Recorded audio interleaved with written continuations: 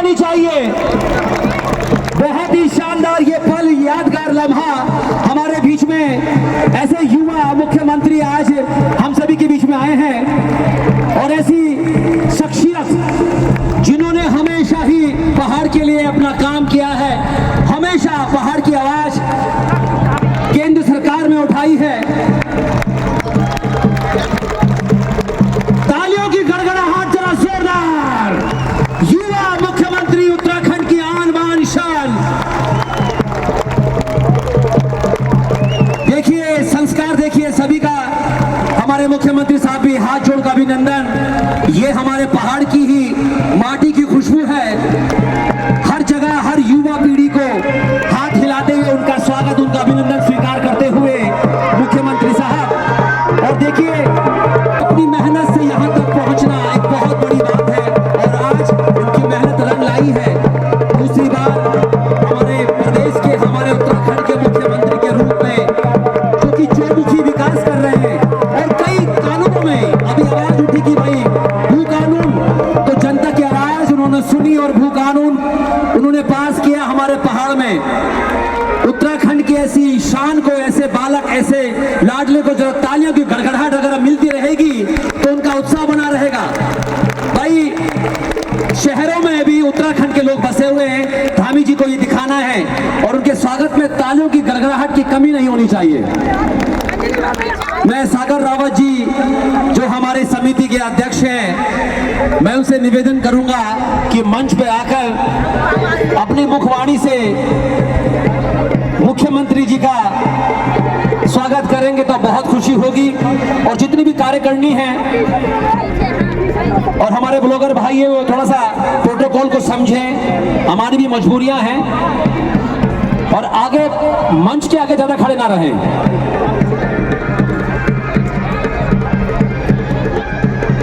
नेगी जी, कोषाध्यक्ष साहब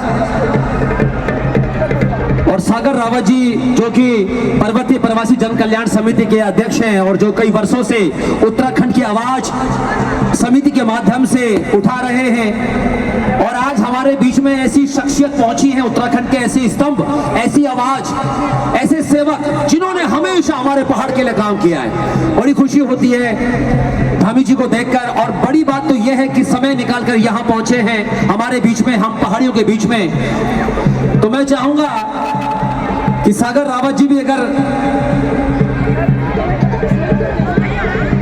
तो चलिए खुशी जोशी जी भी हमारे बीच में है। एक गाना, क्योंकि धामी जी को हमारी संस्कृति और हमारे गीत बड़े पसंद है, मैं चाहूंगा उनके आगमन पे एक सुंदर सा गाना अगर खुशी जोशी जी अपनी मखमली आवाज में पेश करें और धामी जी को एहसास ना होने पाए कि वो शहर में आए, उन्हें लगे कि मैं उत्तराखंड में ही हूँ। तो खुशी जोशी जी की तरफ तालियां जरा जोरदार। खुशी जोशी जी।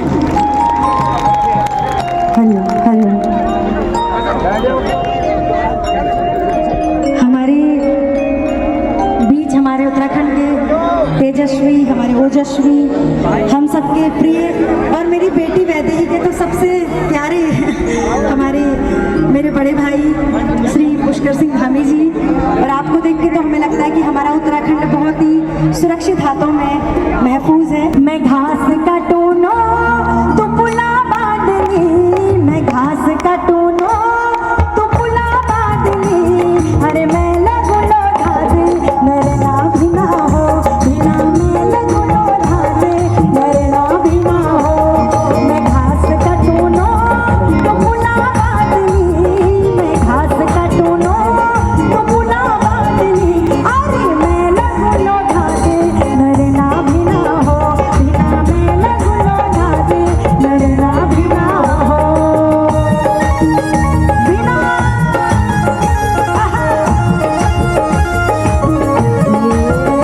जोर से ताली बजाकर सभी अभिनंदन करिए माननीय मुख्यमंत्री जी का, माननीय मंत्री जी का। जोर से ताली नहीं रुकनी चाहिए आपकी। आपकी तालियों की गड़गड़ाहट उत्तराखंड को ऊंचावान बना रही है। आपके बीच में ऐसे लोकप्रिय मुख्यमंत्री, युवा मुख्यमंत्री, माननीय प्रधानमंत्री जी हमारे देश के कहते हैं कि आदरणीय पुष्कर सिंह धामी जी एक युवा मुख्यमंत्री हमने उत्तराखंड को दिए हैं। आप लोगों की जोरदार तालियां होनी चाहिए।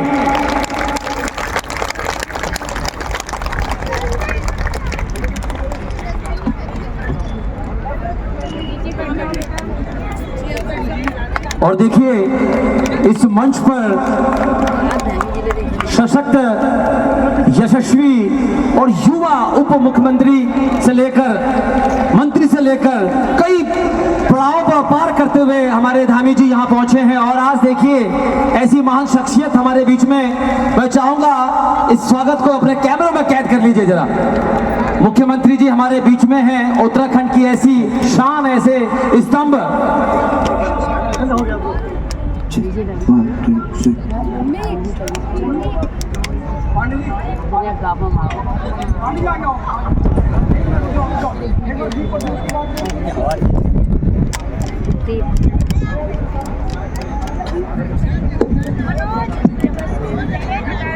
हरि ओम ओम स्वस्ति न इंद्रो वृषभाः स्वस्ति नः पूषा विश्ववेदाः स्वस्ति नस्तार्क्ष्यो अरिष्टनेमिः स्वस्ति नो बृहस्पतिर्दधातु। जयन्ती मंगला काली भद्रकाली कपालिनीं दुर्गा क्षमा शिवा धात्री स्वाहा सदा नमस्तुते। जय त्वां देवी चामुण्डी जय भूतादिहारिणी जय सर्वगते देवी कालरात्रि नमस्तुते। करकलित कपाला कुण्डली दण्डपाणि तमरतिल व्यालयज्ञोपवीति कार्तोषमेध प्रियार विघ्न विचेतु हि दुर जयति वटुकनाथा सिद्धिदा साधिकानां श्रीदेवी भैरवनाथाय नमः।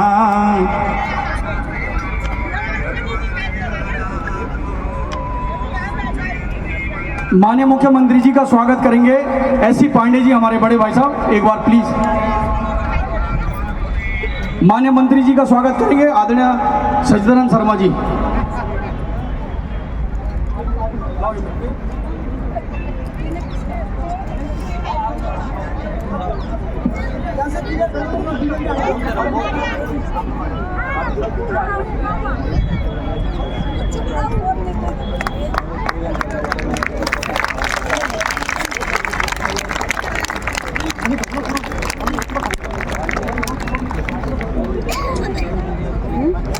सोल दो सोल भगवा सोल।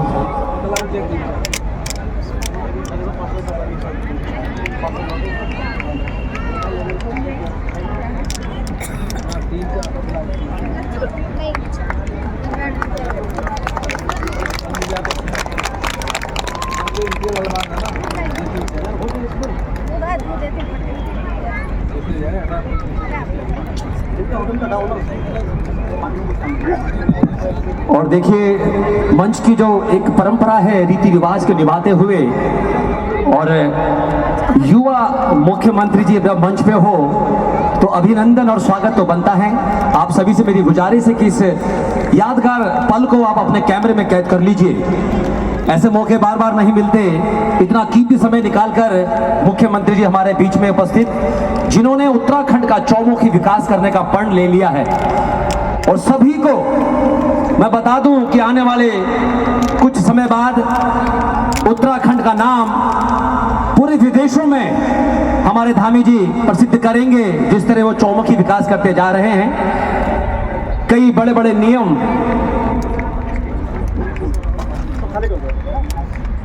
हो गया।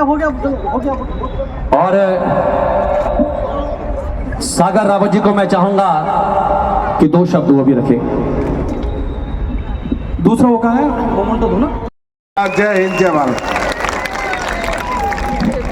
धन्यवाद माननीय मंत्री की, भारत माता की जय। बाबा केदार, जय बद्री विशाल, जागेश्वर धाम की, पूर्णागिरी मैया की, गंगा मैया की, यमुना मैया की।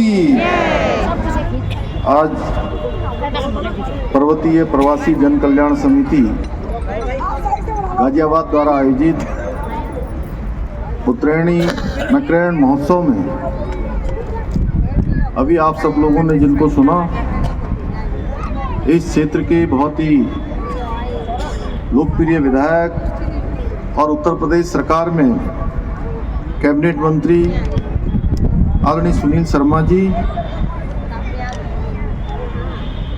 उत्तरायणी मैत्रेयणी समिति के अध्यक्ष श्री सागर रावत जी, विजय रावत जी, दिनेश बड़ोला जी, पीएन शर्मा जी, विजय बागड़ी जी, आरपी घिल्डियाल जी, संजय दरमोला जी, आशीष नेगी जी, मोहन सिंह नेगी जी, खीम सिंह नेगी जी, श्रीमती चंपा मनराल जी, विनोद कप्याल जी, सुरेश पांडे जी, गणेश रौतेला जी, उमेश सिंह पुंडीर जी, सुबोध कोटनाला जी, चिरंजी लाल भट्ट जी, अर्जुन राणा जी, सचिदानंद जी, पीसी नैनवाल जी एवं सभी आए हुए हमारे सभी वरिष्ठ इस उत्तरायणी मकरैनी महोत्सव में अपना योगदान देने वाले सभी हमारे समिति के सदस्य, सभी पदाधिकारी और आज बड़ी संख्या में यहाँ पर उपस्थित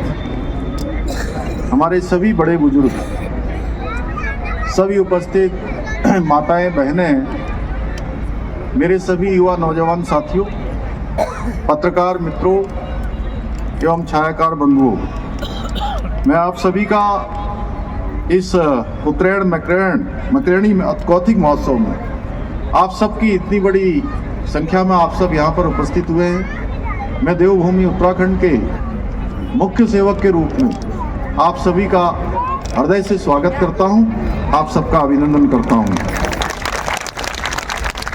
इस भव्य और आकर्षक कौथिग में आकर आप सबके बीच में मुझे अत्यंत हर्ष की अनुभूति हो रही है। शानदार ये महोत्सव आप सबके द्वारा यहाँ पर आयोजित किया जा रहा है और सच में थोड़ी देर में बहन खुशी जब यहाँ से बहुत सुंदर गीत गा रही थी तो ऐसा नहीं लग रहा था कि मैं गाजियाबाद में हूँ, मुझे ऐसा लग रहा था कि मैं उत्तराखंड के ही किसी स्थान पर जो है आप सबके बीच में उपस्थित हूँ।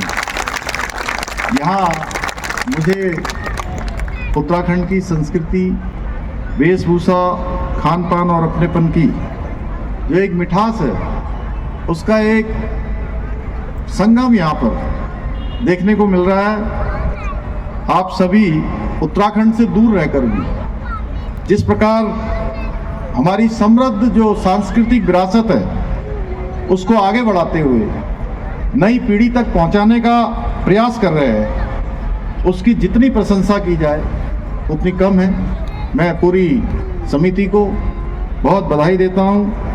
भाइयों बहनों, इस प्रकार के महोत्सव न केवल हमारी सांस्कृतिक विरासत, हमारी लोक कला, लोक संगीत को बढ़ावा देने का काम करते हैं, बल्कि उत्तराखंड के अलग अलग क्षेत्रों से आकर यहाँ रह रहे सभी उत्तराखंडी भाई बहनों के बीच में परस्पर उन सबको प्रेम के एक सूत्र में पिरोने का भी कार्य करते हैं। मुझे देखकर आज अत्यंत प्रसन्नता हो रही है कि 3 दिवसीय आयोजन में विभिन्न स्टॉलों के माध्यम से हमारे पारंपरिक हस्तशिल्प, जैविक उत्पाद और उत्तराखंडी जो व्यंजन हैं उनको प्रदर्शित किया गया है। इन स्टॉलों के माध्यम से यहाँ आने वाले लोग न केवल हमारे इन उत्पादों की खरीदारी कर सकेंगे, बल्कि जो हमारे बहुत ही स्वादिष्ट पहाड़ी व्यंजन हैं, विविध और अद्भुत उसके स्वाद का आनंद भी ले सकेंगे। राष्ट्रीय राजधानी क्षेत्र में उत्तराखंड की समृद्ध संस्कृति और परंपरा को संजीव बनाए रखने के लिए, इस अद्वितीय प्रयास के लिए मैं एक बार फिर से पर्वतीय प्रवासी जन कल्याण समिति की पूरी टीम का हार्दिक अभिनंदन करता हूं और उन्होंने मुझे भी आप सबके बीच में आने का अवसर दिया, मुझे बुलाया, उसके लिए भी मैं पूरी समिति का धन्यवाद करता हूं। आदरणीय भाइयों बहनों, हम सभी जानते हैं प्रधानमंत्री जी के नेतृत्व में आज पूरे भारत के अंदर विकास भी और विरासत भी इस उद्घोष के साथ, जहां एक और अभूतपूर्व रूप से विकास के कार्य करवाए जा रहे हैं, वहीं दूसरी ओर आज देश के जो हमारे बड़े धार्मिक स्थल हैं चाहे वो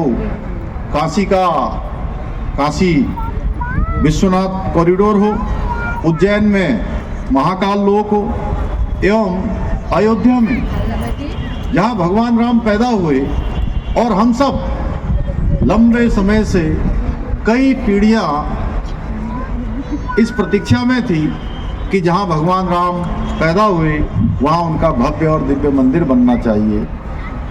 माननीय प्रधानमंत्री मोदी जी के नेतृत्व में अयोध्या में भगवान का भव्य और दिव्य मंदिर बनकर देश में एक नए सांस्कृतिक पुनर्जागरण की नींव रखने का काम आदरणीय प्रधानमंत्री मोदी जी के नेतृत्व में संपन्न हुआ है। इसके साथ ही लोकल फॉर वोकल और मेक इन इंडिया जैसी पहलों के माध्यम से हमारी जो स्थानीय अर्थव्यवस्था है उस स्थानीय अर्थव्यवस्था को भी प्रोत्साहित किया जा रहा है। इसी से प्रेरणा लेकर देवभूमि उत्तराखंड में भी विकास के साथ साथ सांस्कृतिक धरोहरों के संरक्षण के लिए भी निरंतर प्रयास किए जा रहे हैं। आज जहां एक और प्रदेश में शिक्षा, स्वास्थ्य, सड़क, पेयजल, रेल और हवाई कनेक्टिविटी के साथ ही जो प्रमुख रूप से इंफ्रास्ट्रक्चर है उनको लगातार मजबूती प्रदान की जा रही है, वहीं श्री केदारनाथ जी में नवनिर्माण और पुनर्निर्माण का कार्य, भगवान बद्री विशाल का मास्टर प्लान के साथ ही हमारे चारों धामों में ऑल वेदर रोडों को पहुंचाना हो, हवाई कनेक्टिविटी से उनका जोड़ना हो, यात्रा को व्यवस्थित करना हो, और वहीं मानसखंड में स्थित हमारे जितने पौराणिक मंदिर हैं उन पौराणिक मंदिरों को मानसखंड मंदिर माला मिशन के अंतर्गत एक दूसरे से जोड़ने एक सर्किट के रूप में उनके नवनिर्माण और पुनर्निर्माण का कार्य तेजी से किया जा रहा है। इसके साथ ही हमने आने वाले समय में 2027 में अभी प्रयागराज में कुंभ संपन्न हुआ है, महाकुंभ संपन्न हुआ है। 2027 में देवभूमि उत्तराखंड हरिद्वार में कुंभ का आयोजन हो रहा है।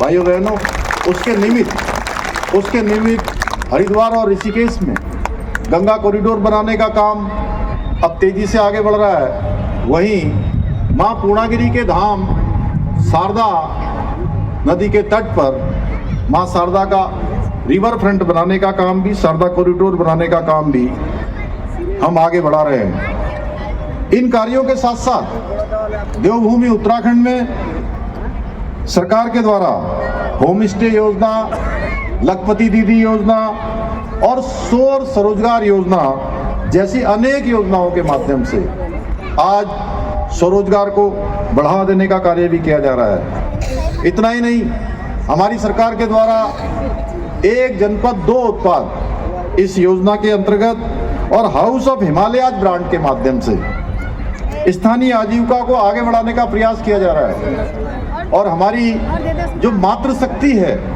देवभूमि उत्तराखंड में, उनके अंदर कौशल और परिश्रम की कोई कमी नहीं है। और मैं बताऊं कि पिछले सालों में अनेक प्रयासों के द्वारा हमारी उत्तराखंड की बहनों ने जो प्रयास किए हैं उसका परिणाम आया है। और पिछले वर्षों में 1 लाख लखपति दीदियां देवभूमि उत्तराखंड के अंदर बन गई हैं।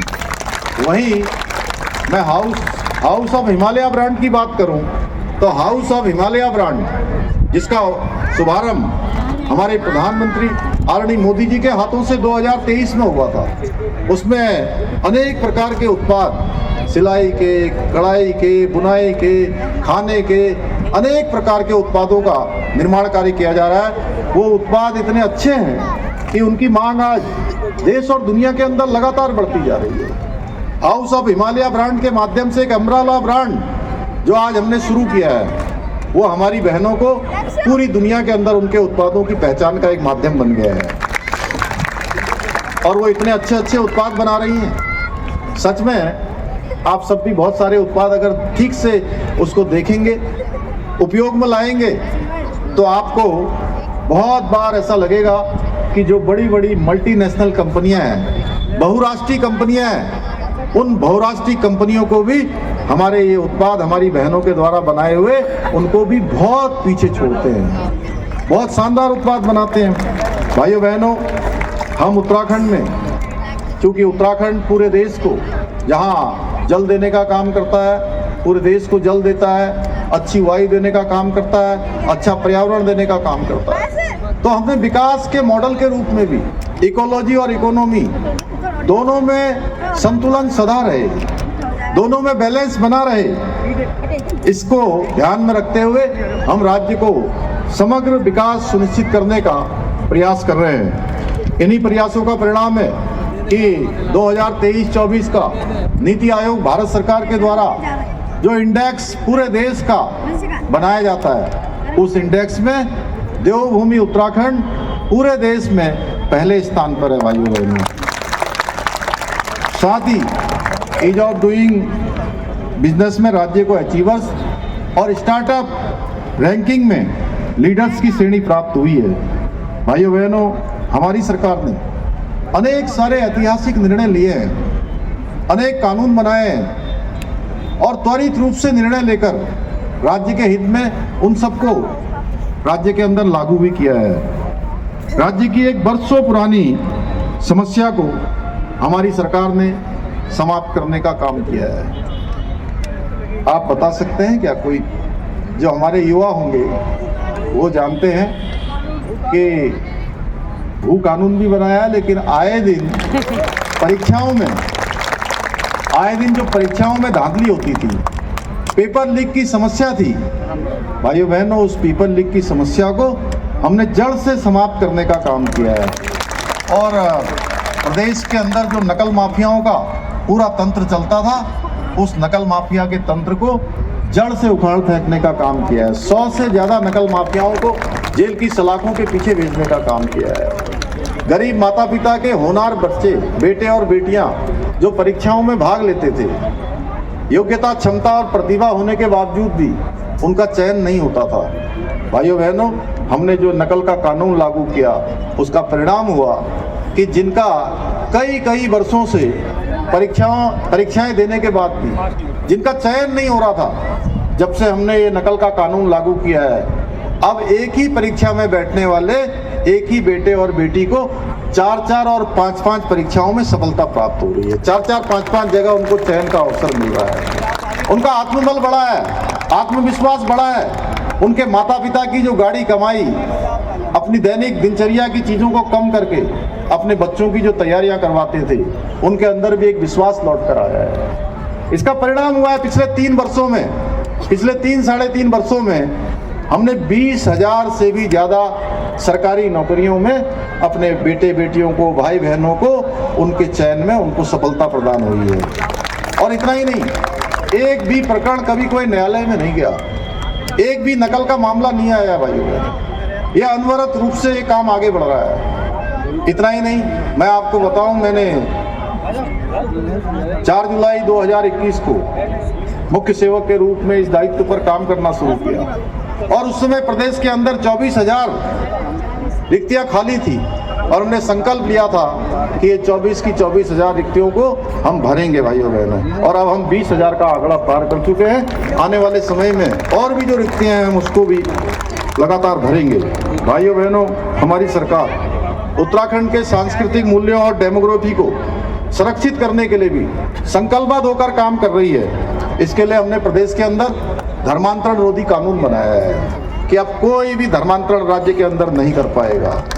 उसको जिलाधिकारी की परमिशन लेनी होगी और 10 साल तक की सजा का प्रावधान कर दिया है। इतना ही नहीं, आपने देखा होगा एक हल्द्वानी के बनभूलपुरा क्षेत्र में हमारे प्रशासन के लोगों पर, हमारी पुलिस के लोगों पर कुछ लोगों ने उनके ऊपर उपद्रव करने का प्रयास किया था, तोड़फोड़ करने का प्रयास किया था, उनके ऊपर हमला करने का प्रयास किया था। हमने प्रदेश में अब कोई दंगा करना तो दूर, इसके बारे में सोचेगा भी नहीं, हमने दंगा रोधी कानून भी वहां लागू कर दिया है।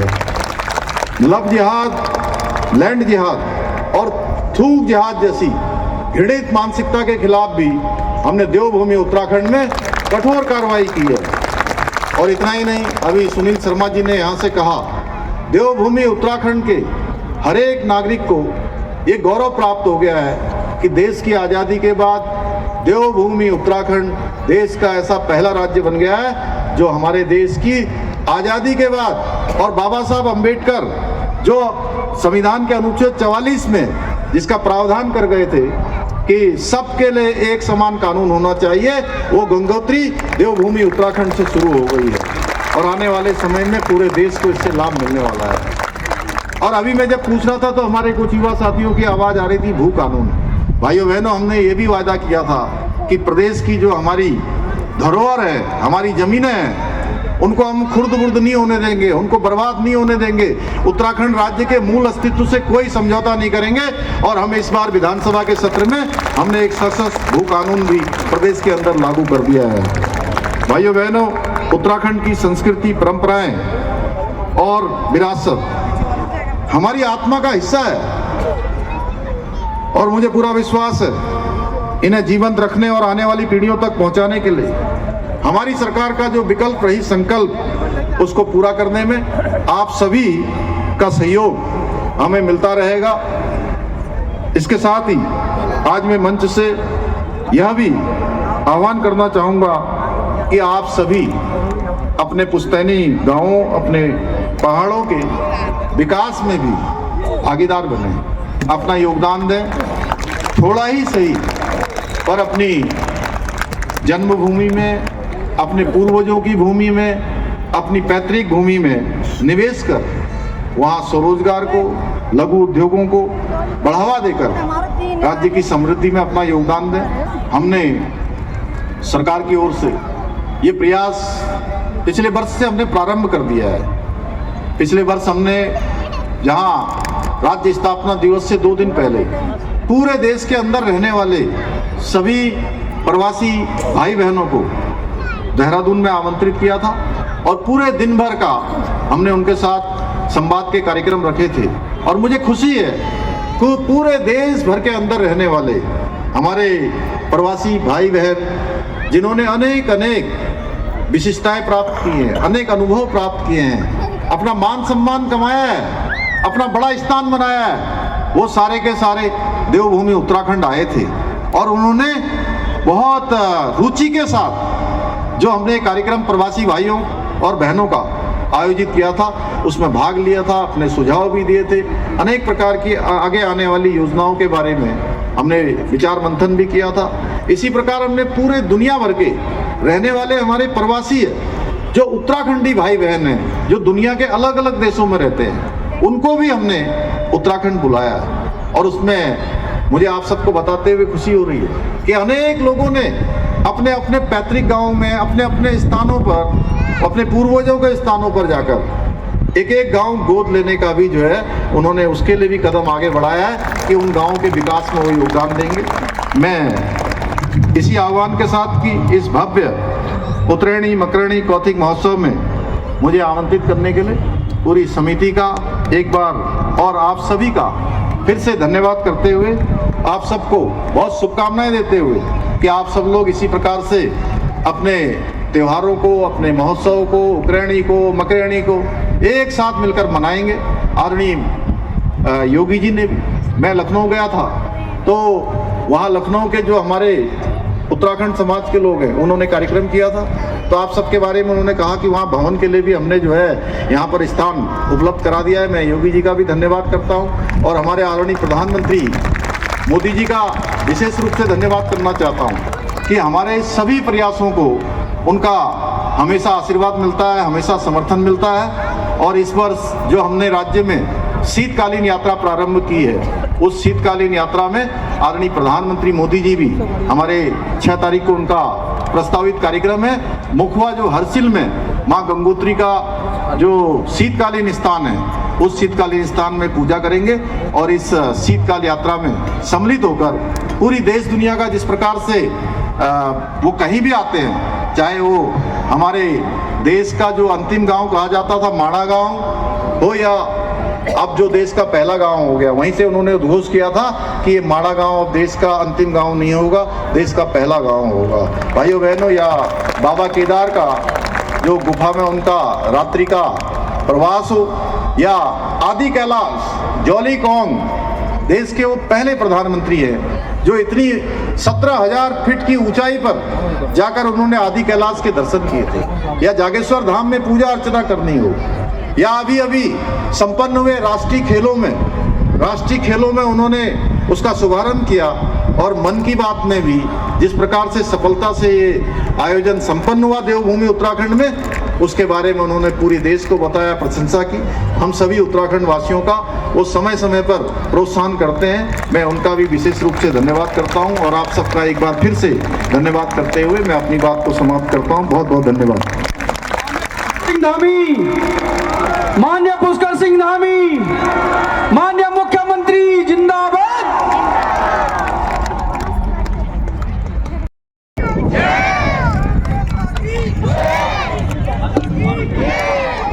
भारतीय जनता पार्टी।